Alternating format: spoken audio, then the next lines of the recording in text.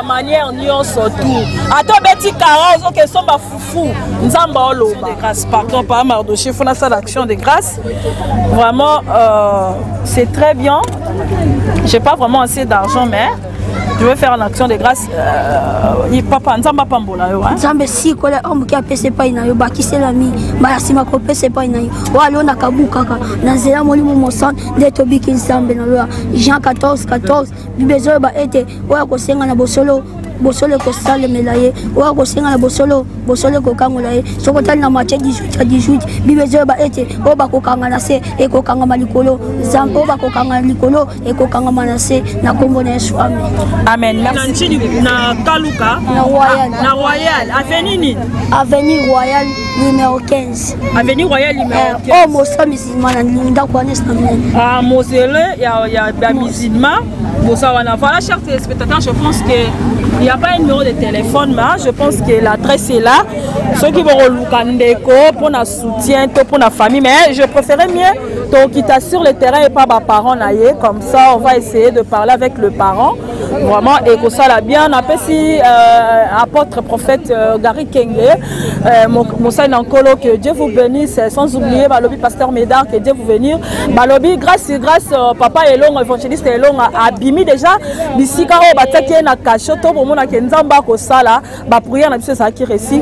Voilà, on appelle si Pierre Elvis Bambo te bisiko zali, sans oublier et M la japonaise Balobi moi Sambinga, moi sa pembe na bosanité Alexis Chikamba. Bisiko zali vraiment Bambo Tebele sans oublier couple o bébé ngami ya Mukaji na pesi Bambo Tebele bande ko so ba soutenir la biso sœur Christelle sœur Nadège vraiment émission na bino bonzambe na kolo kati na kolo bolemba yango te na kombo na Yesu na pamboli bino nyonso tout amen kati na bonzambe kati na kolo to bande ko tambola kaka ndenge to saka musala to ko kebuka bande ko mususu ya pasteur ko to sala bango mission mais subitement to kutani na wenzie to moni ndeko na biso mwana biso côté ya ma et attirer tellement makasi na lingi na yeba na âge oyo mwana côté ya boy na wenzie tongi to yeba vraiment mwana ote ya to yeba ye auti wapi pourquoi eloko nini etindi ya sala musala oyo na wenzie boza facilité na âge na ye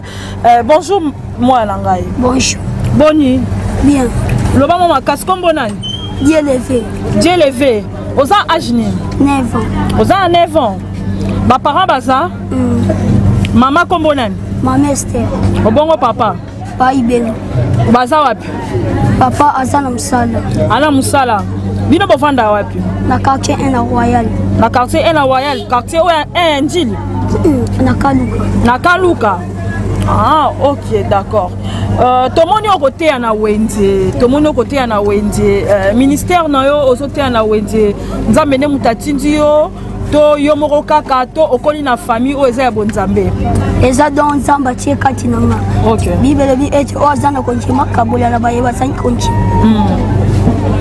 sikoyo est-ce que tango sala musala o ya koteya est-ce que papa no aza pasteur obongo mama za ma pasteur bayebi ki osala musala o ya koteya nzambe muto ozwaki vision ozwaki inspiré appelé pa nzambe to ndeni nzambe mutatindanga mukolo na ya koteya ana na mola ok afona yo tena woncha baluba ah d'accord mission no ezali ko koteya na bawenze na balabala po batu bayamba liloba na nzambe mission na ngeza batu babongola mitema mission eza batu babongola motema est-ce que na âge oyo oza nango boye oza sûr que ozoteya milimo mpe batu bazobongola motema to batu bazokamara po bazomona koza na âge ya moke bato ebele bamitungisa mwana ote boye nga lobi kote ekipa na shoni te na ye kote po bato bandima Yesu amen est-ce que koza un message ni okopesa na ba peuple de Dieu o baolanda yo o baza entouré bazolanda parce que na invité son papa Mardoché ko balancer biso image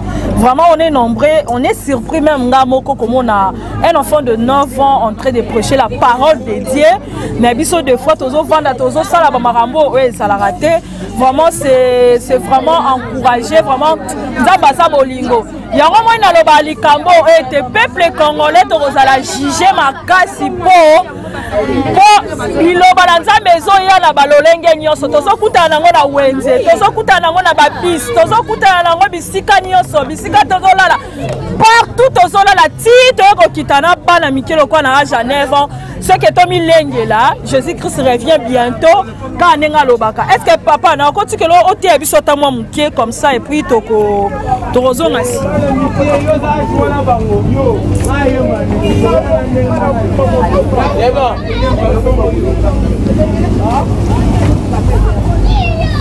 tozwi mukanda na Jean 11:1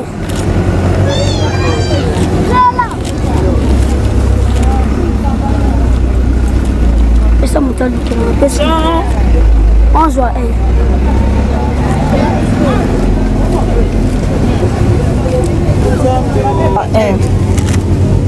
ok yango yo moko otangaka awa eza lisolo ya Lazare libezele ba ete paster tika na simbela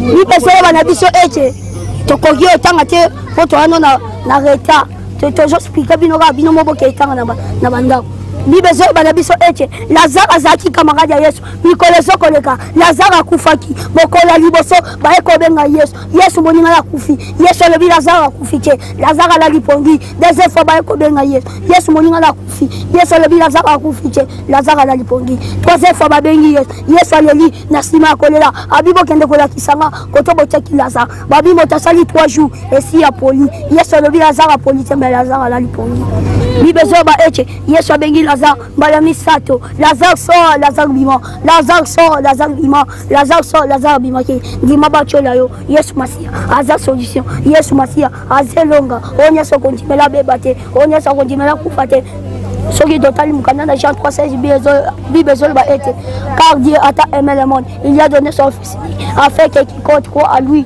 ne périsse point il prend la vie éternelle zamba ngaki mokili atinda kimona ne likida aya ko biki sabiso onya sokontimela ye akufa tazo bomo ya seko.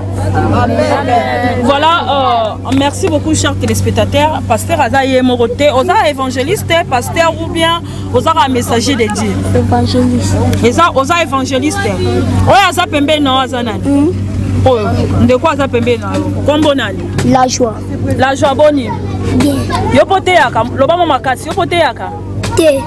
O accompagner kaka évangéliste. Ah OK, d'accord. Obongo waza mpanzi na boni papa. Bon, bien.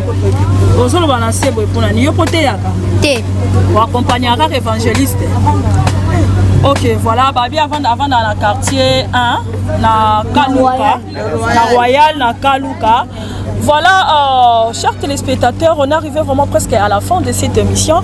Voilà, émission Abino Bosepelaka, Katina Nkolo, Katina Bonzambe. Dans Tozo Beta Sete, Tozo Lobake, l'heure est venue où on va voir que les vrais adorateurs adoreront le Père en esprit et en toute vérité. Et Jésus revient bientôt. Yes, Azoya, le loté, Azoya revient. Yes, ça y a déjà.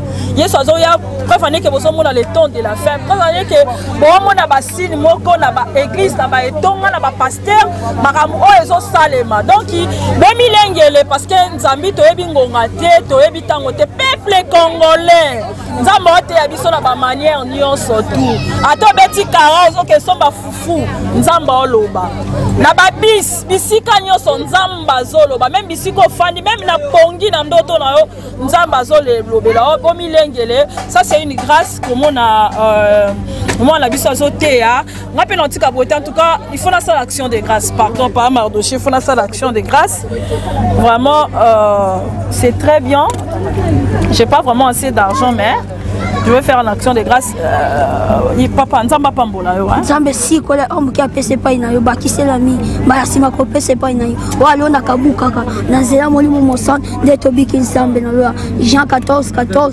bibezo ba ete oya ko senga na bosolo ko sale melaye oya ko senga na bosolo ko kangola ye soko tali na Matthieu 18 bibezo ba ete o ba ko kanga na se e ko kanga malikolo nzambe o ba ko kanga likolo e ko kanga manase na kombo na Yesu amen. Amen. Merci.